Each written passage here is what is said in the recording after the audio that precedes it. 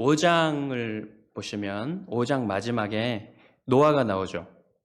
그리고 오늘 본문에도 보면 마지막에 노아가 나오죠.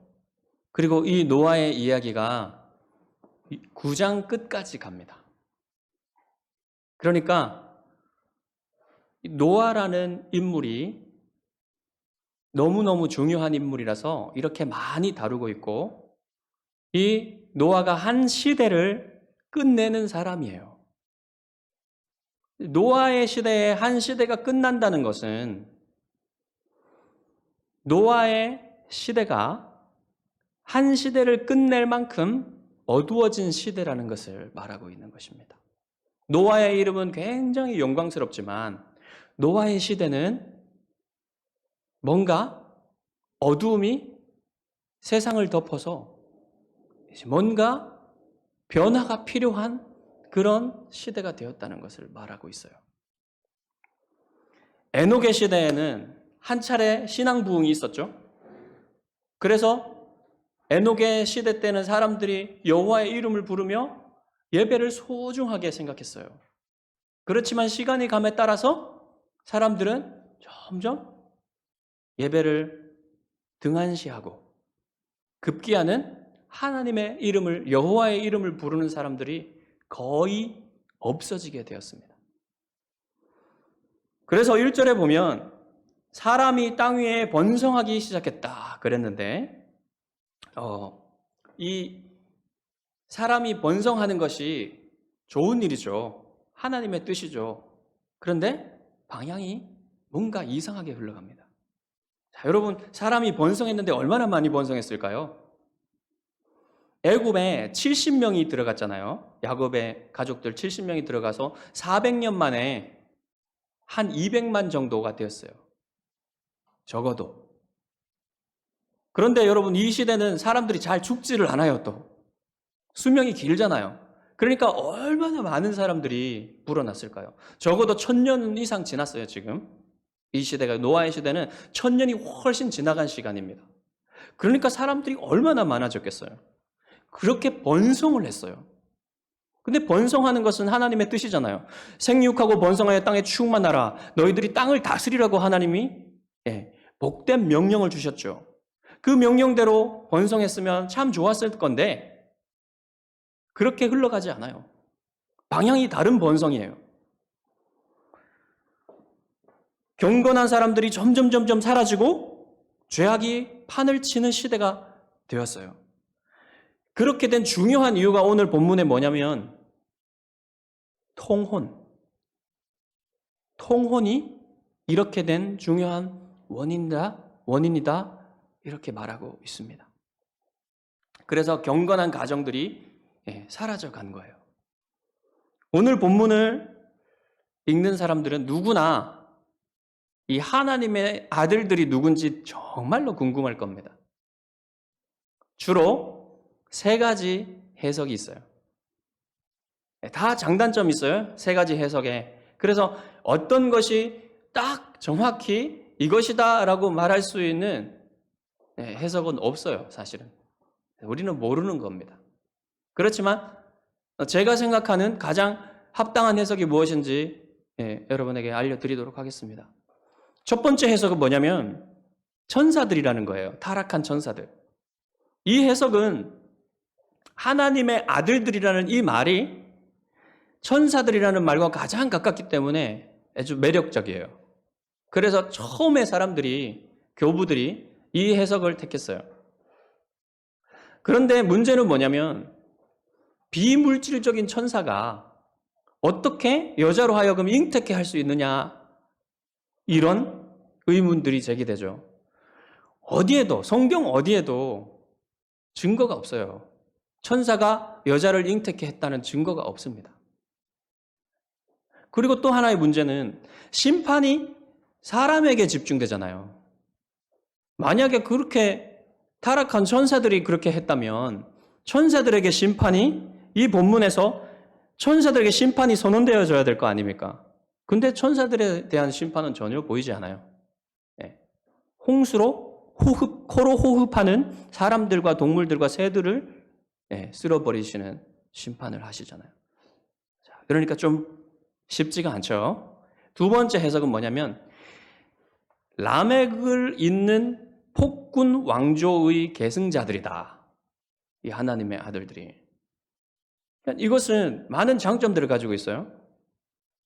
예, 보시면 이 하나님의 아들들이 폭군 왕조이고 이들이 자기들의 마음에 드는 여자들을 모두 후궁으로 불러들여서 마음에 드는 대로 결혼을 하는 거예요. 그러면 그들 사이에서 태어난 네피림들, 용사들 이러한 사람들로 또 잘 연결되는 겁니다. 그래서 그들에게 대해서 하나님이 또 홍수 심판을 내렸다. 이런 자연스러운 어떤 연결들이 있죠. 그렇지만 여기 아주 큰 문제가 있습니다. 뭐냐면 성경 안팎의 어떤 문헌에도 어떤 증거에도 왕들이 하나님의 아들이라 불린 적은 있어요. 하나님의 아들이다. 그렇지만 하나님의 아들들이라고 불린 적은 한 번도 없어요. 집단적으로. 왕족들이 하나님의 아들들이라고 불린 적은 어디에도 없어요. 성경에도 없고 성경 밖에도 없어요. 큰 문제죠. 세 번째는 여러분도 잘 들어보셨을 겁니다.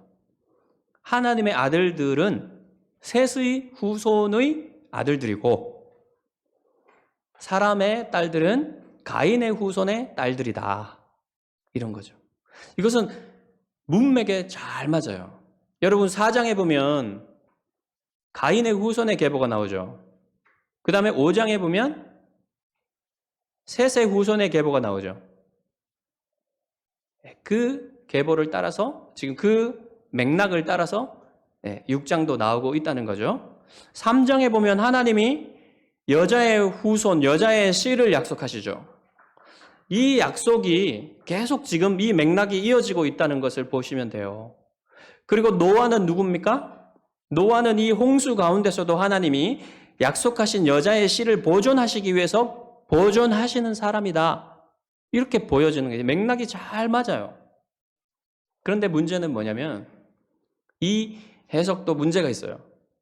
문법적으로 보면 1절에 보시면 사람들이 번성하기 시작했고 사람에게서 딸들이 났다 그랬죠. 그럼 여기에 사람하고요. 2절에 보시면 사람의 딸들이 나오잖아요. 다 히브리어로 보면 이 사람이 아담이에요. 아담. 그런데 1절의 아담은 인류를 총칭하는 아담이고 2절의 아담은 가인의 후손을 얘기하는 아담이다. 이렇게 얘기하기가 쉽지 않은 거죠. 네. 그렇게 구분하는 근거가 어디에 있습니까? 쉽지 않은 거예요.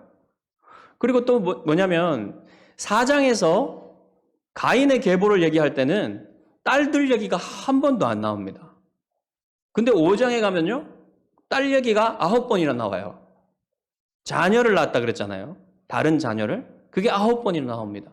그러니까 그 맥락상, 이렇게 문법상으로 보면 이 딸들이 오히려 셋의 가문의 딸들이 되는 게 맞는 것 같잖아요. 이런 어려움들이 있어서 이 해석도 좀 어렵다라는 생각을 할 수밖에 없습니다. 그런데 이렇게 볼 수도 있는 겁니다. 자, 하나님의 아들들을 경건한 셋의 후손의 아들들로 본다면, 자, 2절에 나오는 사람의 딸들을 그냥 아까 우리가 생각했던 것처럼 그냥 일반적인 모든 사람의 딸들로 보는 거예요. 사람의 딸들이니까. 1절과 똑같이. 그렇죠? 그냥 모든 사람의 딸들로 보는 겁니다. 그러면 셋의 후손의 경건한 아들들이 누구하거나, 그러니까 자기의 마음에 드는 어떤 여자하거나 결혼을 했다. 이렇게 볼 수 있는 거잖아요. 근데 거기에는 결혼이 금지된 당시에 셋의 경건한 가문에서 결혼이 금지되었던 그 가인의 후손의 딸들과도 결혼을 하기 시작했다는 거예요. 이것이 계속되면서 이 통혼 문화가 셋의 경건한 가문의 믿음을, 경건을 위협했고, 이것이 하나의 대세의 문화가 되어서 결국은 대부분의 가정들이 믿음을 잃어버리게 되는 결과가 이때까지 온 거예요. 그런 모습을 보여준다는 것입니다, 이게. 그러니까 여러분, 노아의 때에 와서는 어떻게 됐습니까? 노아의 가족밖에 남지 않은 거예요. 여호와의 이름을 부르는 사람들이. 자, 이 해석을 따라가다 보면 문제가 뭐냐면, 지금 본문이 다루는 문제는 뭐냐면, 믿음의 사람들의 믿음이 쇠퇴해졌고, 그 다음에 하나님의 약속을 따라 경건한 씨를 보존하는 일의 중요성이 경시되고 있는 거예요, 지금. 그 일이 정말로 중요한 일이었는데, 셋의 가문에. 그것이 경시되고 있다는 겁니다. 그래서 결국은 하나님이 우리를 구원하시는 그 계획, 하나님의 구속 사역이 위협에 빠진 거예요. 노아 한 사람밖에 남지 않은 겁니다. 노아의 가족밖에. 굉장히 위험한 지금 상황에 빠지게 된 거죠. 경건한 믿음의 씨를 보존하는 일보다는 여기 말씀에 적혀 있는 것처럼 사람의 딸들의 아름다움을 보고 자기들이 좋아하는 모든 여자를 아내로 삼는 일, 이런 것을 더 중요하게 생각했다는 거예요. 여기에 보다, 좋아하다, 삼다라는 동사가 있죠. 이것은 선악과를 따먹을 때 하와가 보고, 좋아하고, 취하다. 이 동사랑 똑같은 거예요. 그러니까 패턴이 반복되고 있어요. 그러니까 이것은 무엇을 얘기하고 있습니까? 사탄의 꾀임의 계략에 이 경건한 계보의 후손들이 넘어가서 이제 이때까지 그들이 지켜왔던 중요한 하나님의 약속을 보존하고 여자의 씨를 보존하는 이 믿음의 계승을 별로 중요하게 여기지 않게 되었다는 거예요.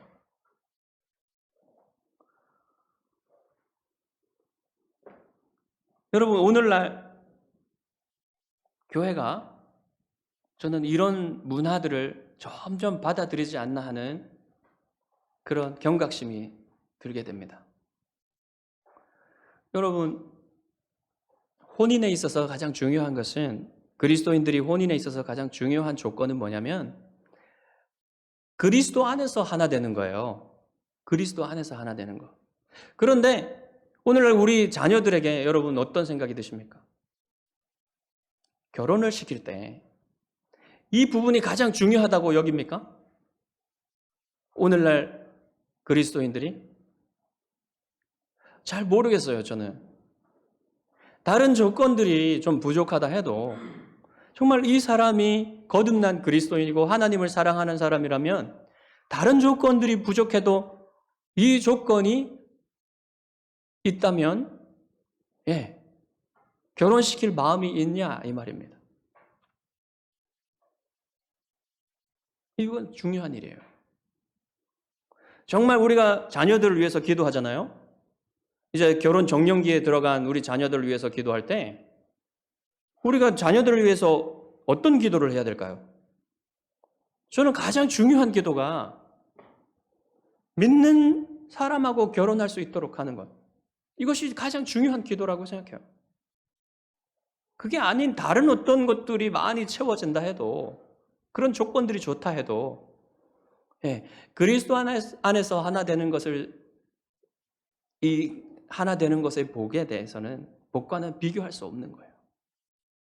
그러니까 우리가 여러분 자녀들을 위해서 기도할 때, 자녀들의 결혼을 위해서 기도할 때는 반드시 여러분 이 기도를 드리시기 바랍니다. 정말 그리스도 안에서 하나 되어서 경건한 믿음의 후손을 이어가는 것, 이것이 너무너무 중요하다라는 사실이죠. 이제 이렇게 됐잖아요, 세상이. 하나님이 이 문제를 그냥 넘어가시지 않아요. 중요하게 다루십니다. 심각하게 다루세요. 하나님의 구원의 약속이 지금 위협받는 상황이잖아요. 3절에 보면 하나님이 이 상황에 대한 해결책을 제시하시죠. 3절의 내용이 뭡니까? 사람이 육신이 되었기 때문에 여호와의 영이 더 이상 영원히 사람들과 함께하지 않을 것이다라는 거예요. 하나님이. 사람들이 육신이 되었다는 것은 무슨 말입니까? 이제 사람들에게 더 이상 믿음과 경건의 일이 중요한 일이 않게 된, 중요한 일이지 않게 된 그런 상태가 되었단 말이에요. 사람들이. 타락의 결과가 이렇게 급속도로 심각하게 퍼지면서 모든 사람들의 마음이 이제는 하나님이 중요하지 않게 된 거예요. 그러면 어떻게 됩니까?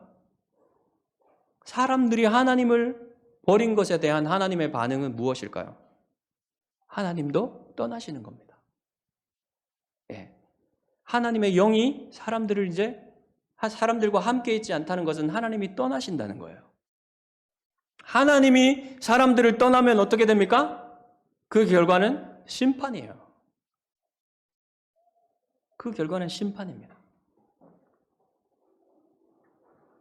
그러나 여러분 오늘 본문에 보시면 당장은 아니에요. 당장은. 이 심판이 당장 이루어지는 게 아니라 유예기간이 있습니다. 120년의 유예기간이 있어요. 이 120년, 그들의 날은 120년이 되리라. 이 말씀이 있죠. 이 말씀은 주로 두 가지 해석이 가능합니다. 하나는 수명의 단축. 그 다음에 하나는 심판의 유예기간을 두신다. 120년 동안. 여러분 어느 것이 더 좋은 것 같습니까? 어느 것으로도 해석할 수 있어요. 그리고 이것이 맞다 저것이 맞다 이렇게 얘기할 수가 없어요. 우리가 몰라요. 이거는 뭔지. 그렇지만 저는 이것이 하나님이 심판의 유예기간을 두신 거라고 생각해요. 사도 베드로가 뭐라고 얘기했냐면 노아의 날 방주를 준비할 동안 하나님이 오래 참고 기다리신 기간이라 생각하는 겁니다. 저는 이 베드로의 말이 그 기간을 두고 한 말이라고 생각해요. 그래서 이 기간은 하나님이 120년 동안 사람들이 회개하고 돌아올 수 있는 유예 기간을 오래 참으시는 기간을 주신 것이라고 생각합니다. 오늘날도 여러분 대다수의 사람들은 하나님이 이렇게 오래 참으시기 때문에 장난이라고 생각해요. 마지막 심판의 그 말씀을 장난이라고 생각합니다. 옛날에 노아의 물심판이 있었듯이 반드시 마지막 심판도 있다는 거예요. 지금은 그리고 노아의 시대보다 더 확실한 증거가 있어요. 노아의 시대에는 첫 번째 심판이었죠. 그런데 노아의 심판도 있었고 그 이후에 소돔과 고모라 심판도 있었고 그 다음에 예수님이 오셔서 죽으시고 부활하셔서 우리에게 증거가 되신 주님 자신이 뭐라고 말씀하셨습니까? 내가 반드시 속히 오리라. 뭐하러 오시겠다는 겁니까? 첫 번째 오셨을 때는 구원주로 오셨지만 두 번째 오셨을 때는 심판주로 오시겠다는 거예요.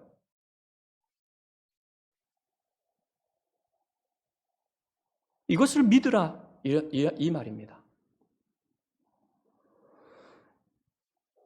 자, 4절에 가보시면 네피림이라는 이름이 언급되죠. 네피림. 이 네피림이라는 사람들은 보세요. 4절에 뭐라고 얘기하는지 당시에 있었던 사람입니다.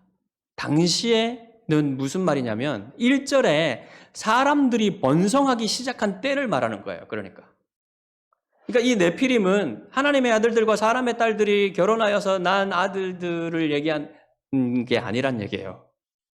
그냥 당시에 있었던 사람들을 얘기하는 겁니다. 그런데 이 사람들은요, 포악성으로 유명한 사람들이에요. 아주 포악한 사람들입니다.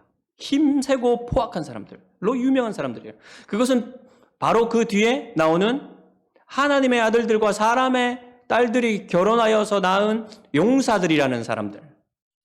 히브리어로는 깃보림이라고 하는데 네피림, 깃보림 이런 이름들이 여기서는 이제 깃보림이라고 음력을 하지는 않았지만 네피림은 음력을 했어요. 그렇지만 이 깃보림이 용사들이라고 한 것은 이유가 있습니다.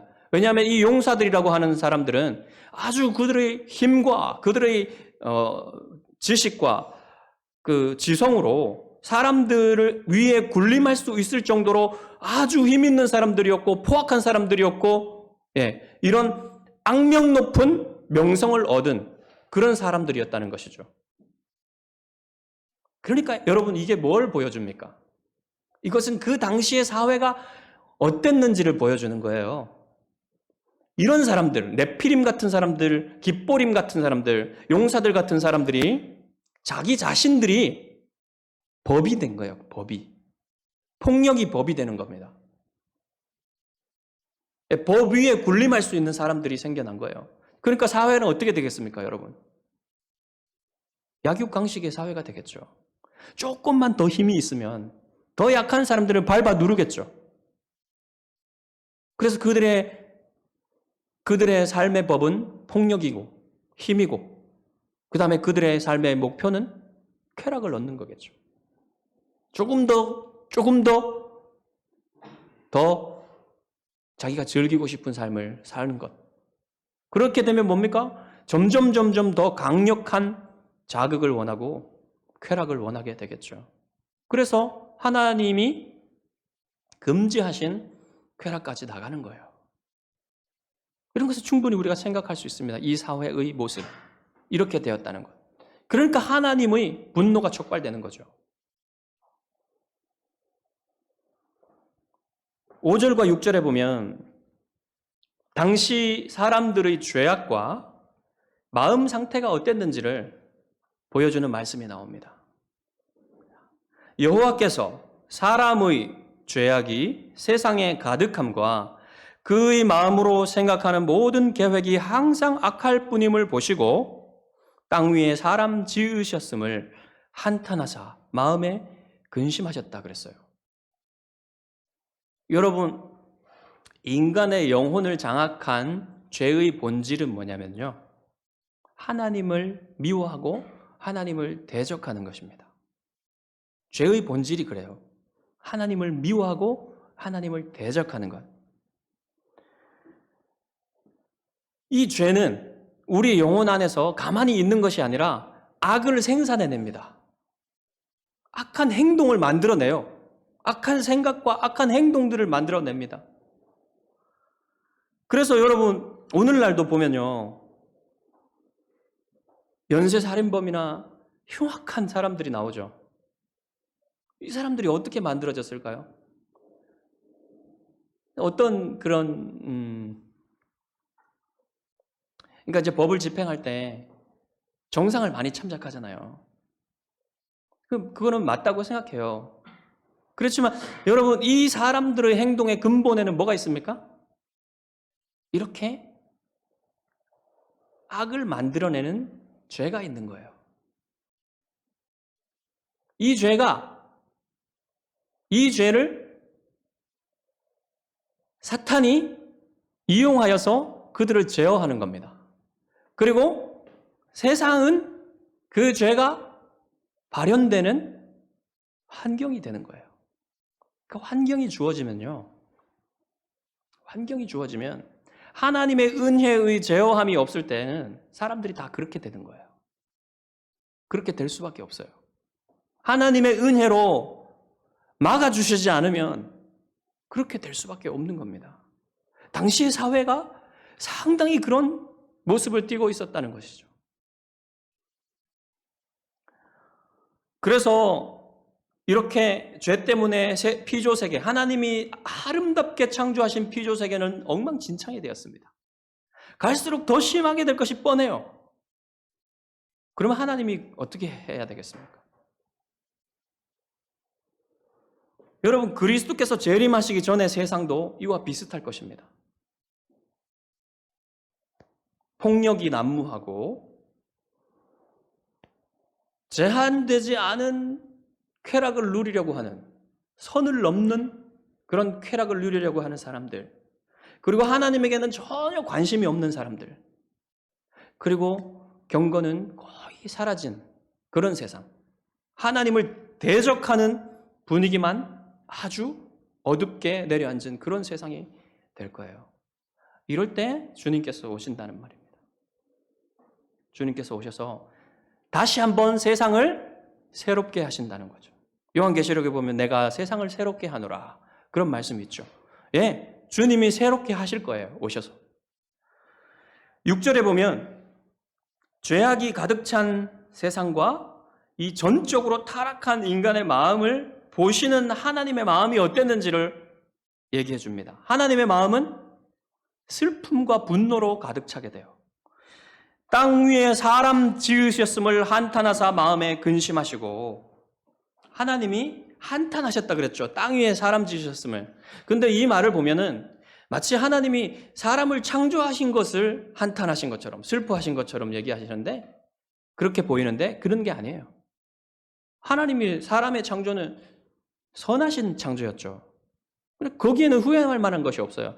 그런데 무슨 슬픔이냐면, 무슨 한탄이냐면, 그렇게 아름답게 영광스럽게 지은 인간이 이렇게 변해버린 것, 이렇게 악마처럼 변해버린 것, 이것이 하나님이 슬플 수밖에 없는 겁니다. 한탄할 수밖에 없는 거예요. 여러분, 하나님은 기계가 아니에요. 하나님 기계처럼 생각하시는 사람들도 있습니다. 하나님 감정이 있어요. 하나님은 사람의 죄에 많은 영향을 받으십니다. 큰 고통을 받으세요, 사람의 죄 때문에.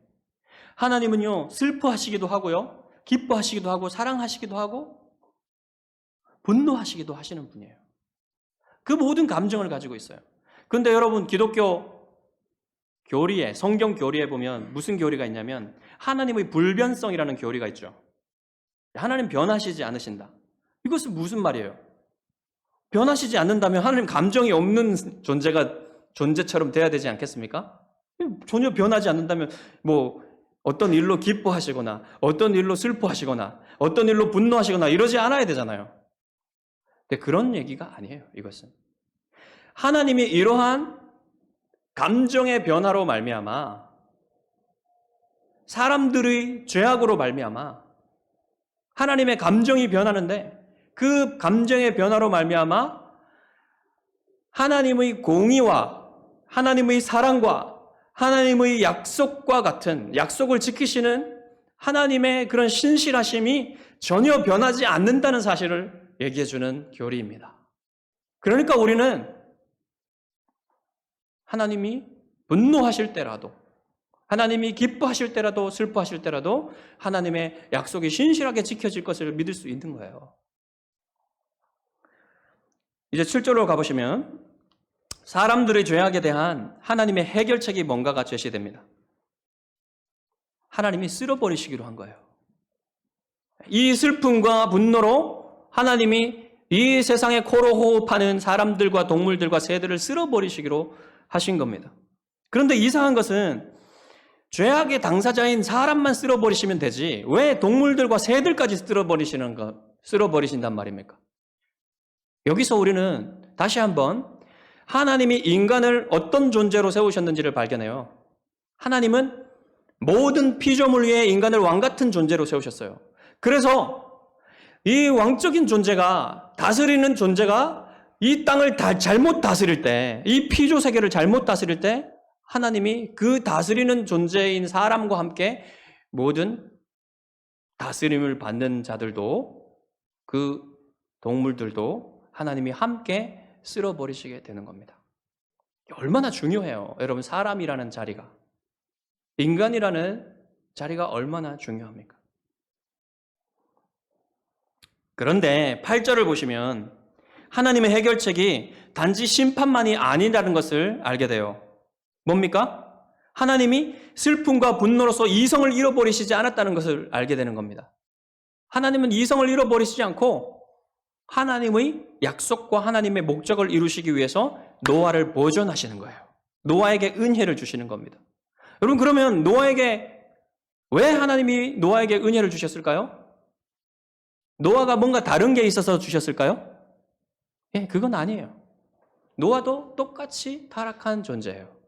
노아도 별반 다를 바 없는 인물입니다.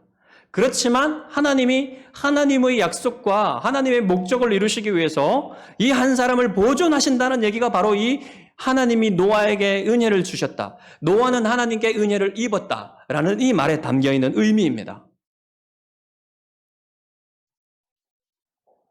노아가 특별해서가 아니에요. 하나님이 노아에게 은혜를 주셔서 하나님의 이 약속과 목적을 이루어 가신다는 사실을 알라고 우리에게 말씀하고 있는 것입니다. 여러분, 그런데 더 궁극적으로 말하면 노아가 하나님의 은혜를 입을 수 있었던 궁극적인 이유는 뭐냐면 예수 그리스도 때문이십니다. 예수 그리스도의 구속사역 때문에, 예수 그리스도께서 십자가를 지셨기 때문에 노아가 은혜를 입을 수 있었어요. 여러분, 구약시대의 모든 경건한 사람들, 구약시대의 모든 하나님의 은혜를 입은 사람들, 구약시대의 모든 믿음의 사람들은 다 누구 때문에 구원받았냐면 예수 그리스도 때문에 구원받았습니다. 구약의 모든 구원받은 사람들은 다 앞으로 구속사역을 이루실 예수 그리스도의 그 사역을 바라보는 사람들이에요. 그걸 바라봄으로 구원을 얻은 겁니다. 그리고 예수 그리스도의 구속사역 이후에, 완성하신 구속사역 이후에 모든 사람들이 은혜를 입은 것은 그 구속사역의 효과를 누리는 거예요. 모든 사람들은 다 그러니까 예수님의 십자가 때문에 구원을 얻습니다. 자, 우리는 본문을 통해서 죄와 심판과 은혜와 구원에 대한 하나님의 이 그림을, 구약적인 그림자를 볼 수가 있어요. 하나님은 한없이 자비로우신 분이시지만 죄악을 반드시 쓸어버리시는 분이시라는 사실을 알 수가 있죠. 하나님이 홍수 이전의 첫 창조의 세계, 그러니까 하나님이 지으신 그 첫 창조의 세계는 홍수 이전의 세계를 말하는 겁니다. 그 첫 창조의 세계를 홍수로 쓸어버리셨듯이 이제 홍수 이후의 두 번째 세계죠. 지금 우리가 살고 있는 것은. 이 두 번째 세계도 하나님이 이 죄악으로 엉망이 되는 세상을 쓸어버리실 것이라는 사실을 우리가 믿을 수 있는 거예요. 그 다음에 그렇지만 하나님은 오래 참으시는 분이시라는 사실을 하나님이 그 120년의 유예 기간을 두신 것으로부터 우리가 알 수가 있는 것이죠. 마지막 한 사람이 구원받기까지 하나님은 기다리십니다. 여러분, 사도 바울은 디모데 전서 2장 4절에서 이렇게 말했어요. 하나님은 모든 사람이 구원을 받으며 진리를 아는 데 이르기를 원하십니다. 하나님은 모든 사람이 구원을 받으며 진리를 아는 데 이르기를 바라시는 거예요. 그렇지만 모든 사람을 구원하시지는 않습니다. 하나님이 우리의 삶을 통해서 늘 영광 받으시기를 원하시지만 우리의 삶을 통해서 늘 영광을 받게 되십니까? 아니잖아요. 하나님의 영광이 우리의 삶을 통해서 훼손될 때도 있어요. 그렇듯이 하나님이 모든 사람이 구원받기를 원하시지만 모든 사람을 구원하시는 것은 아니에요. 우리는 이 하나님이 오래 참으시는 이 기간 동안에 어떤 마음을 품어야겠습니까? 먼저 구원받은 우리는 우리의 이웃들이 하나님의 구원을 얻게 되기를 간절히 바라야 돼요.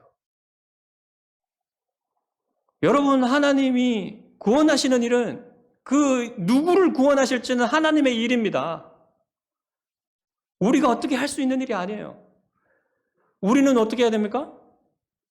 우리는 복음을 증거하는 일이 우리에게 맡겨져 있는 거예요. 그것은 우리의 일이고 구원하시는 일은 하나님의 일인 거예요. 하나님이 오래 참으시는 기간이 길어진다고 해서 하나님이 계시지 않다거나 하나님이 심판을 하시지 않으실다고 생각하시거나 그런 어리석음에 빠지지 말라고 오늘 본문은 또 우리에게 가르쳐주고 있습니다. 하나님은 작정하신 일을 반드시 이루시는 거예요. 또 한 가지 우리가 기억해야 될 것은 뭐냐면 하나님께 먼저 은혜를 입은 우리 성도들은, 그리스도인들은 이 세상에 대해서, 이 피조 세계에 대해서, 사람들의 사회에 대해서 큰 책임을 지고 있다는 거예요. 여러분, 성도들의 거룩함에 대해서, 거룩함 때문에 이 사회와 이 피조 세계는 큰 영향을 받습니다. 성도들의 거룩함에 따라서 큰 영향을 받는 거예요. 성도들이 거룩하면 거룩할수록 세상은 더 밝아지는 거예요. 성도들이 어떻게 사느냐에 따라서 세상이 썩어지거나 밝아지거나 깨끗해지거나 달려 있는 거라는 것이죠. 어느 정도는. 그래서요, 세상이 교회를 비난하더라도 교회는 그 비난 앞에서도 세상을 치유하는 손길을 내밀어야 돼요. 희생하고 오히려 세상에 소망을 주는 빛이 되어야 됩니다. 다른 그리스도인들이 썩었다고 말하기 전에 내가 어떤 상태인지를 먼저 살펴야 돼요. 다른 그리스도인들을 심하게 욕하는 그리스도인들이 많죠. 그렇지만 여러분, 사실은요, 제가 발견한 결과, 저 자신도 그랬고, 다른 그리스도인들을 많이 욕하는 사람들은요, 그 욕하는 일이 그것이 자기한테 있을 가능성이 커요. 정말 그렇더라고요. 오늘날 세상도 네피림과 용사들이 다스리는 세계와 비슷합니다, 사실은. 부와 지식과 힘이 있는 사람들이 다스리죠. 이 사람들은 때로는요, 법 위에 있어요. 이 사람들의 권력이 법입니다. 이런 세상 속에서 성도들은 어떻게 살아야 될까요? 이러한 어둠을 탓하기보다는 이 어둠을 비추는 작은 등불이 되어야 돼요. 하나님이요, 어떻게 일하시냐면 하나님의 방법은 이 네피림과 용사들 같은 사람들의 손을 통해서 일하시는 것이 아니라 정말 연약하고 보잘것없는 성도들의 그 작은 불빛을 모아 세상을 비추는 일을 하십니다. 그럴 때 하나님의 영광이 드러나시기 때문에. 하지만 우리가 마지막으로 기억해야 될 사실이 또 있어요. 뭐냐면 우리가 아무리 노력해도 세상의 멸망을 막을 수 없다는 겁니다. 하나님이 반드시 세상을 멸하실 거예요. 결국 심판의 날이 우리에게 다가올 것입니다. 하나님은 심판의 마지막 날까지 교회를 지키실 것입니다. 교회를 통해 택하신 마지막 한 사람이 구원받을 때까지 하나님은 참으실 거예요. 그때까지 모든 불이 꺼진 세상과 같은 어두운 세상 속에 우리가 작은 등불을 켜는 교회와 그리스도인들이 되기를 바랍니다. 기도하겠습니다.